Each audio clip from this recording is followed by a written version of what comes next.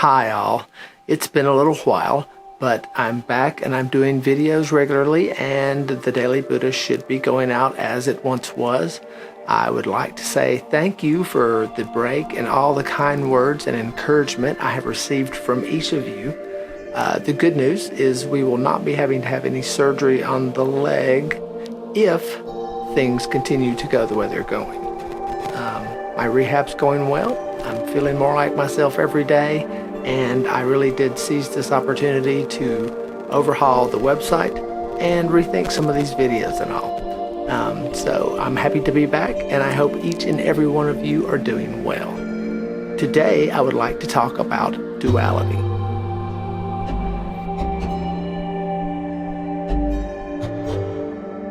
Dualism and non-dualism, or non-duality, are words that come up frequently in Buddhism. Today, I would like to offer a very basic explanation of what these terms mean. Dualism is a perception that everything, including reality itself, can be sorted into two fundamental and irreducible categories. In Western philosophy, dualism most often refers to the view that phenomena are either mental or physical. However, dualism can also refer to perceiving many other things as contrasting pairs, such as male and female, good and evil, or light and dark. Not everything that comes in pairs is a duality. The yin and yang symbol of Chinese philosophy might look dualistic, but it's actually something else. According to Taoism, the circle represents the Tao, the undifferentiated unity out of which all existence arises. The black and white areas of the symbol represent the masculine and feminine energies from which all phenomena take existence. And both yin and yang are the Tao. They are also part of each other and cannot exist without each other. According to many scholars in Buddhism, it was never presented as dualistic or non-dualistic. In contrast, the Buddha's approach does not aim at the discovery of a unifying principle behind or beneath our experience of the world. The Buddha's teaching is pragmatic and not based on some grand speculative philosophical theory. Instead, he taught dualisms exist for the simple reason that we cannot have, in this life at least, the separation of good and evil, suffering and happiness, wisdom and ignorance. He taught that here in our earthly existence, we cannot have one without the other, or even recognize one state without experiencing the other. The most significant duality the Buddha taught is that between samsara and the realm of suffering and nirvana. It's important to note when considering the concept of nirvana that the Buddha taught there is not the least insinuation that the reality is metaphysically indistinguishable at some profound level from its manifest opposite, or samsara. This may seem complex and contradictory, but as the Buddha taught, we cannot have one without the other. So what about dualism in Buddhism? Well, Buddhism proposes that all phenomena interexist. Nothing is separate. All phenomena are perpetually conditioning all other phenomena. Things are the way they are because everything else is the way it is. The Buddha teaches that these interdependent phenomena are empty of self-essence or inherent characteristics.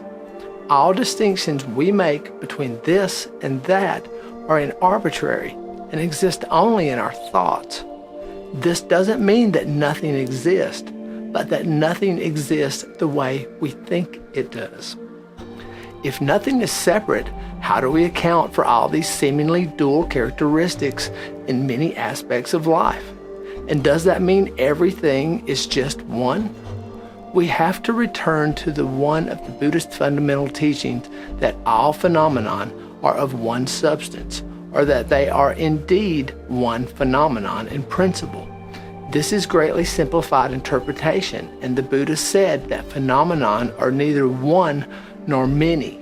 In his own subtle but intimate way, the Buddha indicated that the correct answer to this dilemma is never to be found in questions of dualism or non-dualism, but in his beautifully encompassing answer to the states of suffering and non-suffering.